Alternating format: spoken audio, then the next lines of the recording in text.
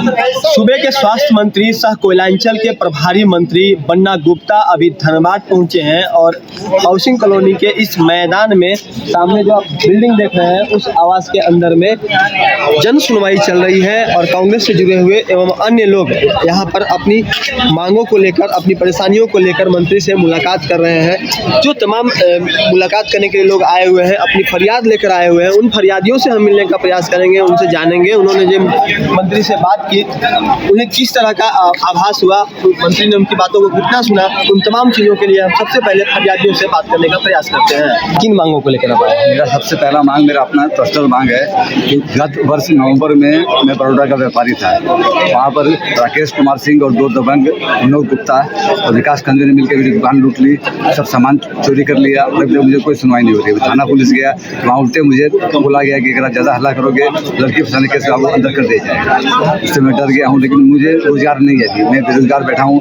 मेरा पूंजी भी खा लिया और दुकान भी खा लिया। ये बहुत ही बड़ी गलती है। किस चीज़ का व्यवसाय करते थे? मेरा तेल डालडा का व्यापार था, बड़ा व्यापार था मेरा। अभी मैं बेरोजगार हूँ, मेरे पास कुछ नहीं। दुकान आपके नाम से आवंटित था?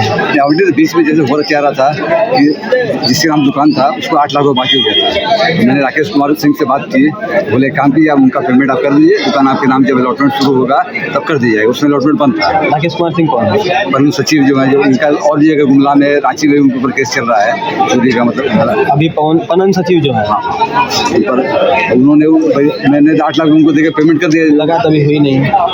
उससे जब पेमेंट कर दिया तो उनको लगा कि अब पैसा मिल सकता है यहाँ, तो कोई ज़्यादा पैसा देकर दे दिया और मेरा पैसा भी नहीं लौटवाया।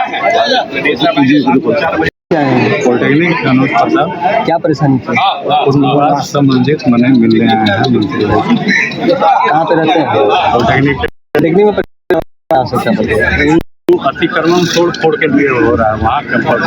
अच्छा, ठीक है। क्या बोले मंत्री जी? तो कई बार हम लोग मिल चुके हैं, कागज बढ़ा देते हैं डीसी साहब के पास, डीसी साहब सीओ के पास, और सीओ सुनते हैं। कौन सी? धन्यवाद।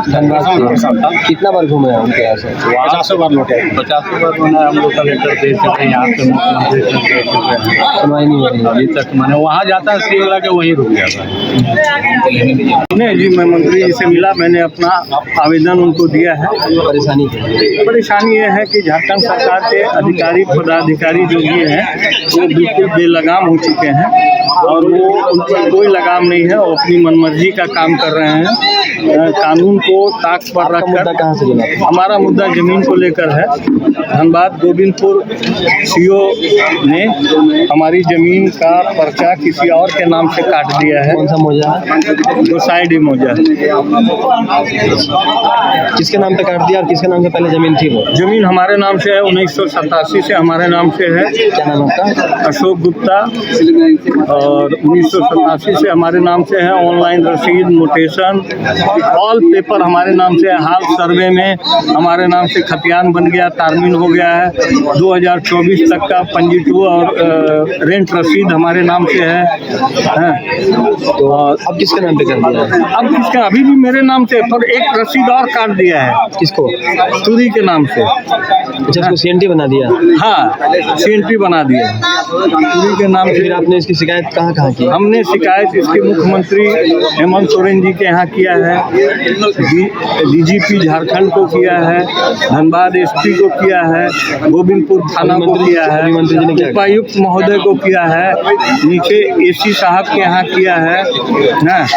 अभी जब मंत्री से मिले तो क्या मिला? मंत्री जी ने बड़ा अच्छा आश्वासन दिया, हमारा आवेदन लिया और उन्होंने आश्वासन दिया कि इस पर जरूर कार्रवाई होगी अशोक जी।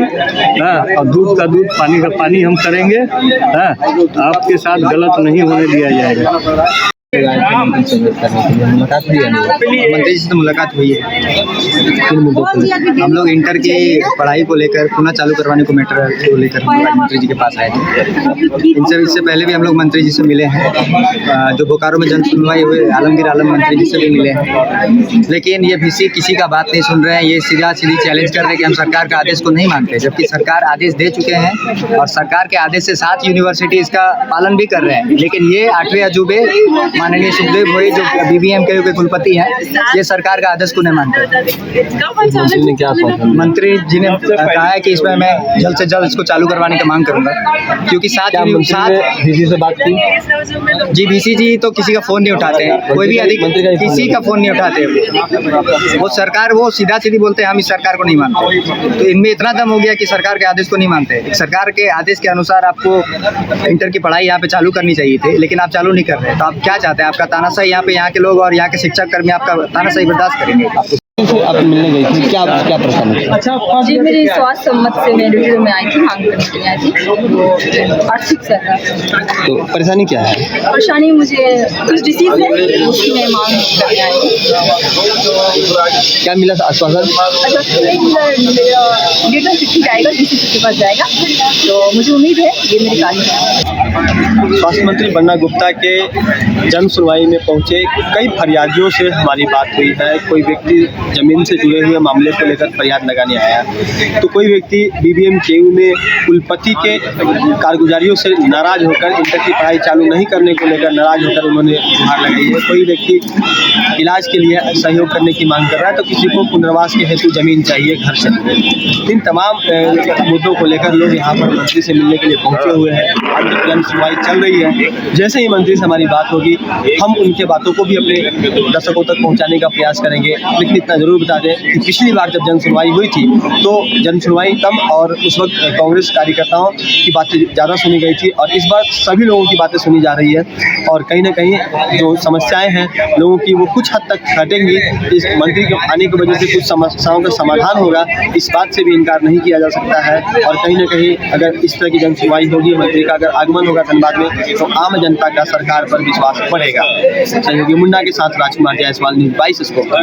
IIT जी नीट एस्पिरेंट्स के सपने को पंख देने आ गया है कंप्लीट सॉल्यूशन इंस्टीट्यूट। यहाँ है smart classroom, 1-to-1 doubt clearing session, ask the expert, video solution और भी बहुत कुछ। मतलब हम करेंगे आपको गाइड, बनेंगे आपके mentor. Foundation classes from class 6 onwards for your bright future. Visit complete solution institute.